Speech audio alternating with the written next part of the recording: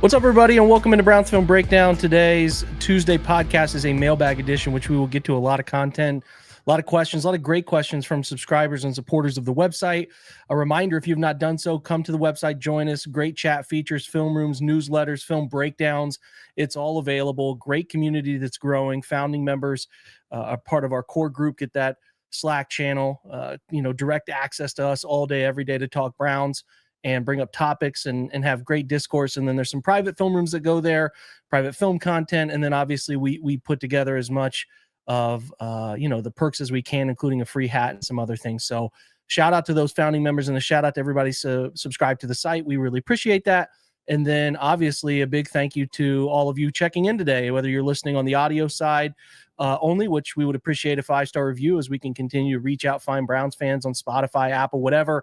And then obviously a great appreciation to those of you checking this out on YouTube. If you have not come over to the website from YouTube, you can find the link in the description and check us out that way. So yesterday's pod was a bit of a mock draft, speed mock draft. I wanted to get some questions from you guys as we're approaching the end of the week where I will do my mock draft, in-depth mock draft 2.0, right? I kind of get a little bit more of a feel where the Browns are, what they might do, who they might be choosing, and then go into that with that detail before really my final mock draft leading right up to the draft. So we try to do 3 of those every offseason. We're going to get really heavy into our top 10s at each position in the coming weeks as we want to kind of hone in on who we think the Browns could be selecting, the guys that we deem most worthy, some scouting reports for you. All that stuff is going to be coming.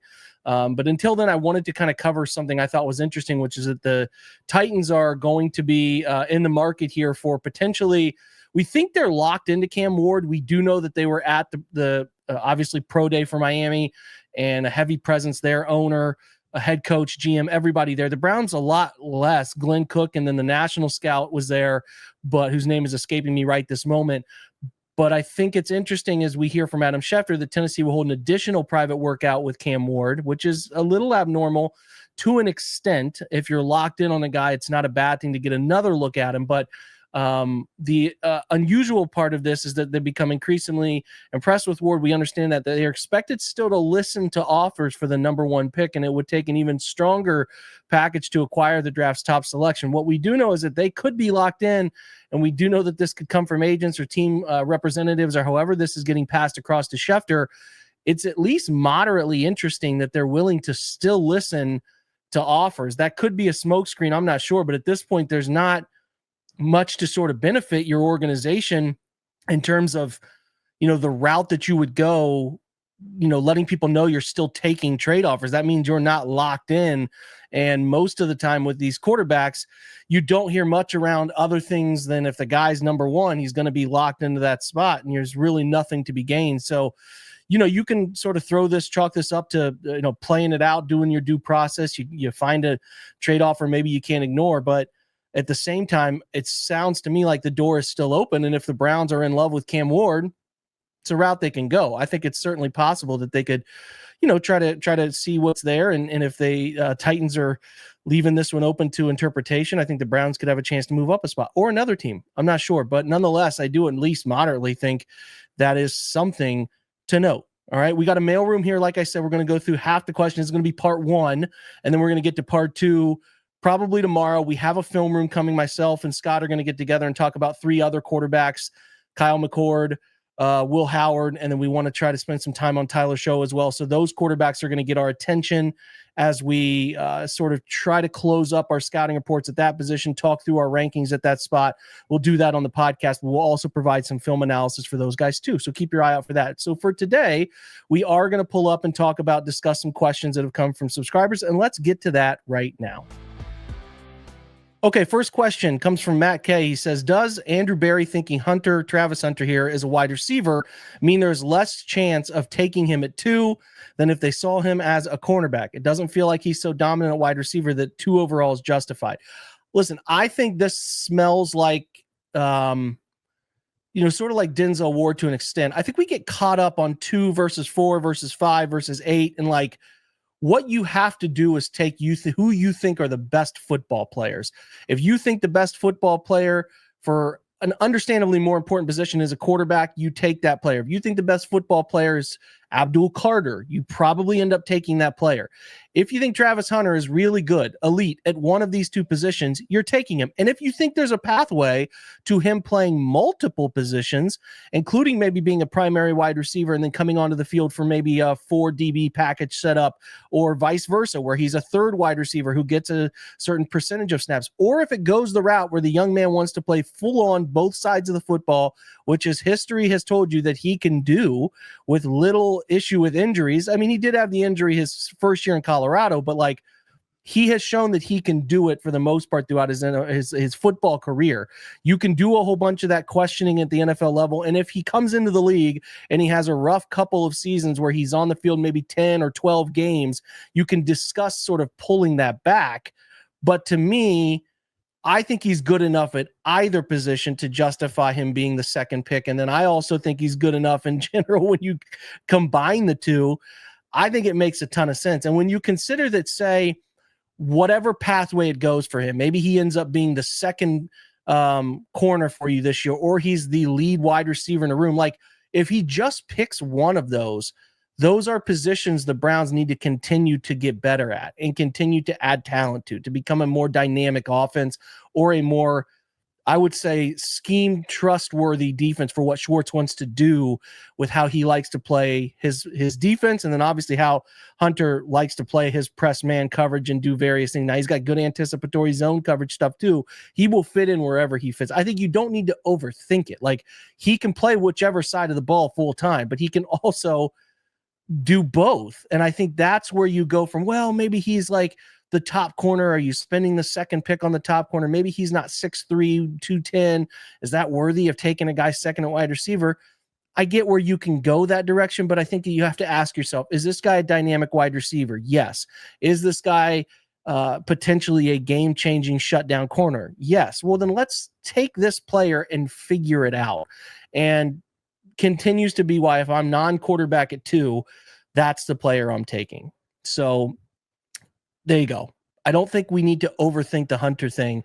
And I understand Matt's question. I just don't think it's, again, a thing where we need to separate and be like, well, he's worth the second pick as a corner, but is that worthy of the slot for that position? But he's not worth it for the second pick as a wide receiver. We're overanalyzing it. He's really good. He's dynamic, and he does have a chance as a young, still very young player to continue to grow, to continually get physically bigger and do something nobody else has done in football in a half a century, which is play both sides of the football and play them well. So that's where I'm at with that one. And I think, again, you just can't go wrong with taking Travis Hunter, in my opinion. Next question from John I. asks, who is your favorite quarterback outside of round 1 and what draft slot? I think if you're passing on quarterback at 2, and you maybe you trade down or you do something different to go about the quarterback, either 33 or 67, it's Milroe for me, because what I want to do at that spot is swing for the biggest upside. Now, is the basement lower than others? Yeah, I don't think that's anything you can question at this point. If he doesn't develop touch, if he doesn't develop a little bit better processing, if he doesn't develop the ability to work front side to backside, like, those are things he needs to get better at. We broke it all down in film, but I think he's grinding, he's working, and he's the type of person who's going to do all that he can within his power to get significantly better. I also think his tools and traits, arm strength, speed, collectively added together, is the highest ceiling for any of the non-top 2 guys. And you could make an argument his ceiling can be higher than Shedeur Sanders, right?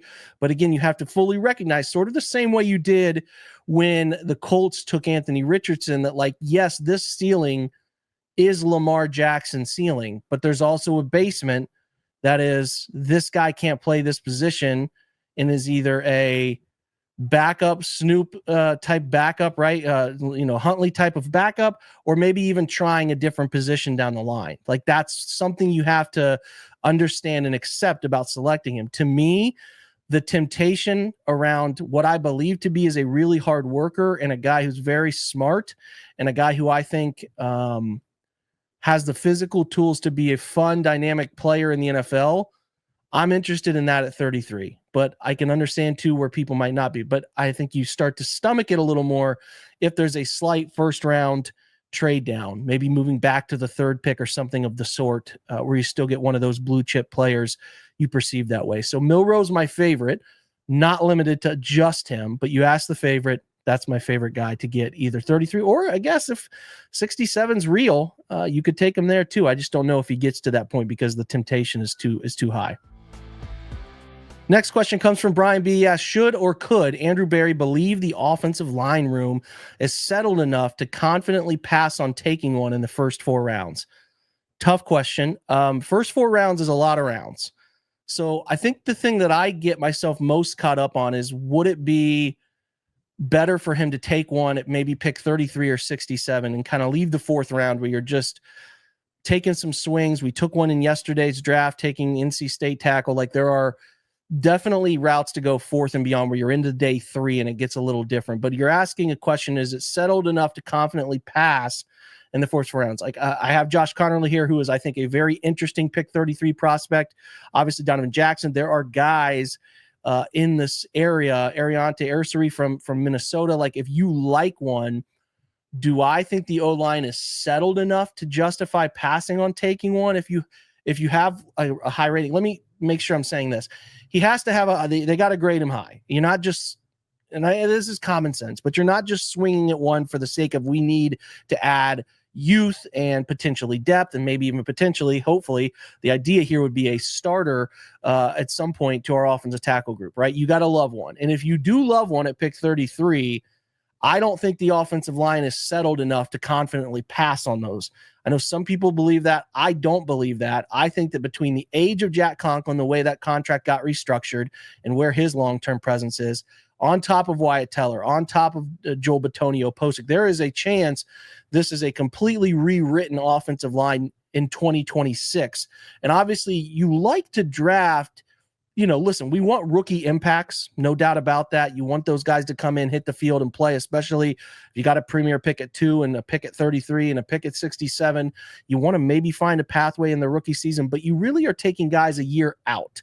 And if you're taking guys a year out, I don't think you're confident enough about the long-term future of any of these positions in 2026 along that offensive line to justify. Now, you got DeJuan Jones for another couple years. You got Cornelius Lucas to a 2-year deal. That's something, but in no way, shape, or form is 26 something you're confident about, let alone, I think 2025, the rookie has an opportunity to play if he comes in and shows that he can fit in right away. Because, again, you got to remember, DeJuan Jones coming off the surgery. We all know the history, 2 straight seasons of poor health history and ending seasons abruptly. You talk about a guy who's not been an effective run blocker in 2 seasons, and he took significant steps backward in the pass protection element last year, on top of having now a knee scope this offseason. Like, there is just a lot there. He broke the foot, ankle. He had the knee issue his rookie year. Then he had to get it scoped again this offseason.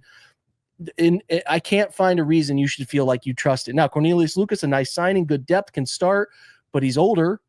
And that is never something you feel great about, starting guys in their mid-30s, especially considering not just this initial 25, but 26. So I have a hard time, as you look at some of the best offenses in the NFL, at least the ones finding levels of success in both phases, they have effective tackle play. And I think Jack Conklin made some good strides getting back to healthy last year and had, by the end of the year, some decent, respectable games and put himself in a position to start at the right side. Now, can you find a guy at the left side that you can take a swing on, hoping that it works out? Obviously, knowing that second-round lineman into the first-round lineman, highly volatile. Obviously, you want to chase some traits, but I do feel like this is a spot, if they really like a guy, they grade him high, they meet the person, they think he fits the system, the approach, Bloomgren likes him. I just don't feel settled enough in 25 to pass on a guy if you really like him, let alone as we try to draft a year out and get a guy for 2026.